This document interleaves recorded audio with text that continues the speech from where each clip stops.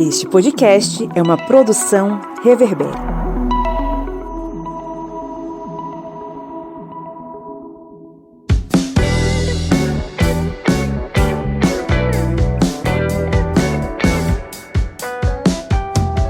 Olá, historiantes! Está entrando no ar o FAQ, o seu programa de perguntas e respostas que responde às dúvidas mais frequentes sobre história e outras ciências humanas comigo, o professor Pablo Magalhães. No episódio de hoje, vamos compreender de que forma o símbolo da suástica, utilizado por culturas orientais ancestrais, passou a ser utilizado na Alemanha nazista como a representação da supremacia ariana no mundo. E aí, vamos para o nosso 14º FAQ? É inegável que, de certa forma, a ascensão de grupos ligados à extrema-direita em diversos países ao redor do mundo tem associação com o descontentamento de parte da população com a prática política. Nos Estados Unidos e no Brasil, por exemplo, indivíduos oriundos destes grupos conservadores exploraram os casos de corrupção recentes como pano de fundo para criticar a própria república e a democracia. No entanto, engana-se quem acredita que esse movimento é novo, ou pelo menos que grupos de extrema-direita alinhados ao nazismo e ao fascismo têm uma história curta em países democráticos. Da Ku Klux Klan em todo o século XX, passando pelos grupos supremacistas e skinheads nos anos 80 e 90, até as manifestações de rua pedindo fechamento do Congresso e um novo AI-5, a linha de crescimento de um movimento vil e perigoso possui uma série de ramificações em anos. É nesse contexto que, infelizmente, a suástica nazista passou a ser cada vez mais vista, seja em tatuagens ou em adereços no Brasil e no mundo. Vamos à pergunta do episódio de hoje. Como a suástica se tornou um símbolo nazista? Antes de responder a pergunta, deixa eu te lembrar de clicar em seguir nosso podcast e ativar o sininho para receber todas as nossas novidades. E se você estiver ouvindo a gente no Spotify ou Apple Podcasts, não esquece de dar 5 estrelas para fortalecer nosso projeto.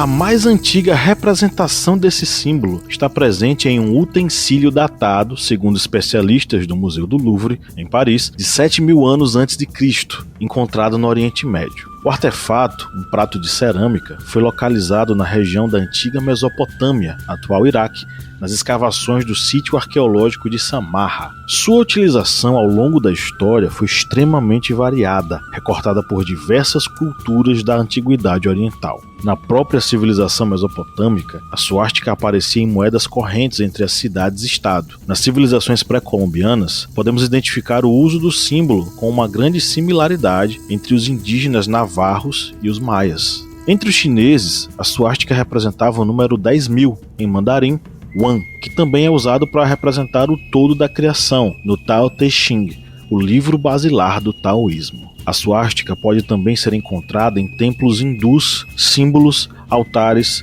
quadros e na iconografia sagrada que há por toda a parte, sendo um dos 108 símbolos de Vishnu, o sustentador do universo. Nessa representação, a suástica simboliza os raios do sol, sem os quais não haveria vida. O próprio termo advém do sânscrito svatika, que quer dizer condutora do bem-estar ou aquilo que traz sorte.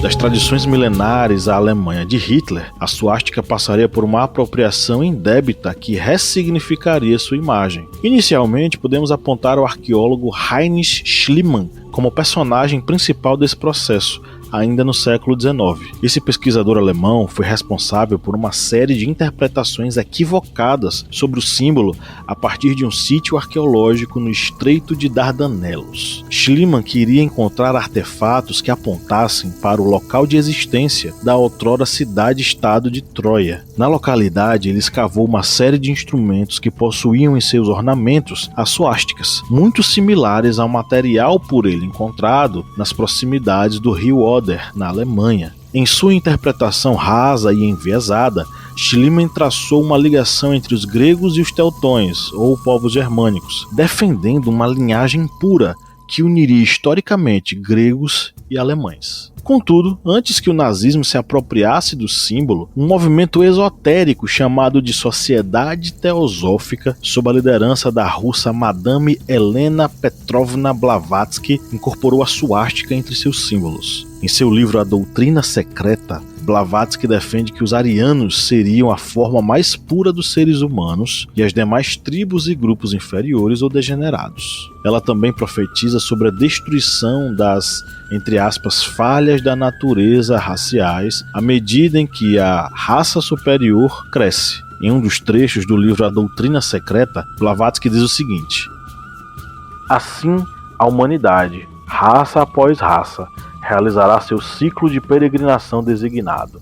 Os climas vão e já começaram a mudar, a cada ano tropical após o outro, eliminando uma sub-raça, mas apenas para gerar outra raça superior no ciclo ascendente.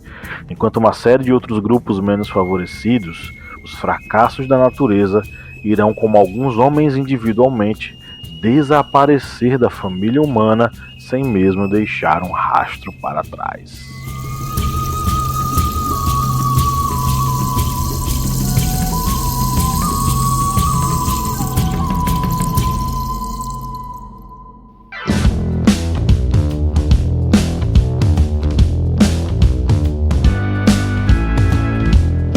E aí, tá curtindo o trampo? Saiba que você pode contribuir com a gente no apoia.se/historiante ou no aplicativo da Aurelo. Por apenas R$4 mensais, você ajuda o projeto e ainda recebe recompensas, podcasts e vídeos exclusivos, minicursos, sorteio mensal de livros e muito mais. O link tá na descrição do episódio.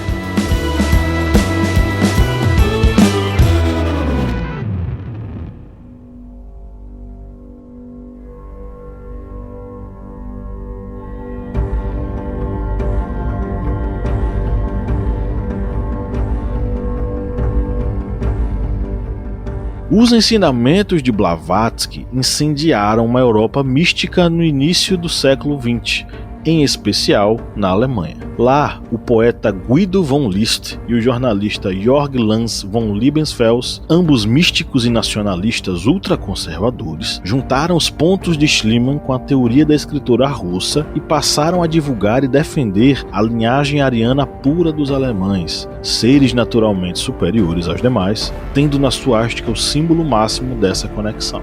E é aí que chegamos em Hitler.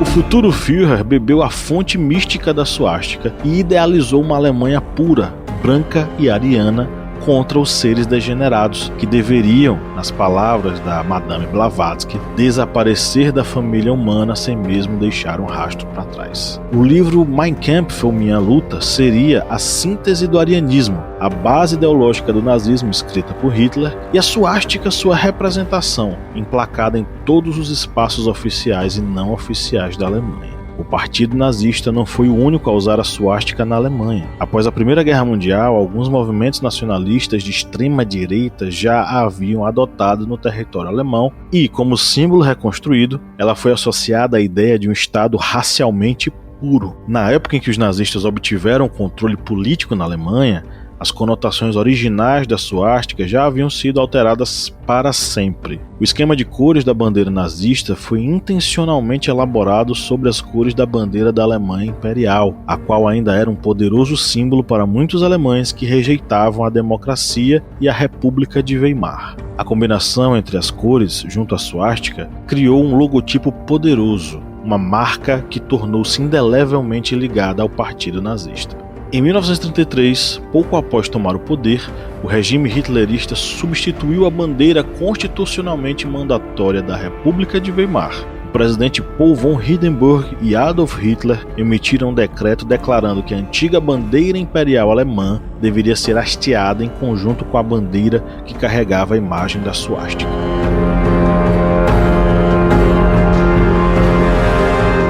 Ao redor do mundo, o uso da suástica nazista é crime previsto em leis nas diversas constituições. No Brasil, utilizá-lo com conotações racistas ou para fazer apologia ao nazismo pode dar de 2 a 5 anos de cadeia. Isso está previsto na Lei nº 7.716, de 5 de janeiro de 1989, que sofreu alteração em 13 de maio de 1997. A norma é originária do PL 52 de 1988, de autoria do ex-deputado federal Carlos Alberto Caó de Oliveira. Não à toa o nome da lei hoje é Lei Caó.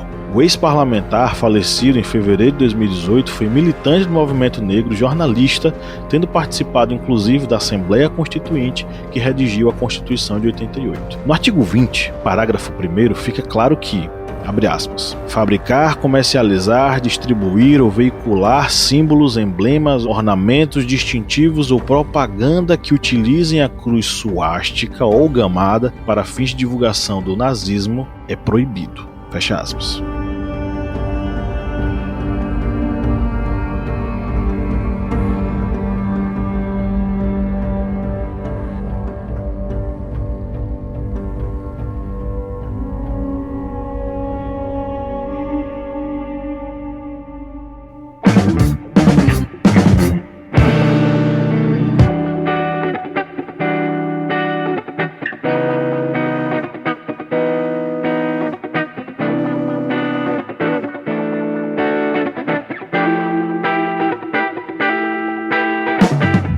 Voltando à pergunta lá do início do episódio, como a suástica se tornou um símbolo nazista? Sendo um símbolo oriundo de culturas orientais mais antigas, os alemães, defensores de um ideal de pureza e superioridade de uma suposta raça ariana, descendente direta dos gregos, passariam a também utilizar a suástica como representação do arianismo, uma corrente ideológica racista que daria suas bases para o nazismo. Adolf Hitler, ao propor seu programa para o partido nazista, colocaria a suástica como símbolo da supremacia ariana sobre as demais civilizações. Após isso, o mundo conheceria a máquina ideológica nazista através de seu estandarte principal.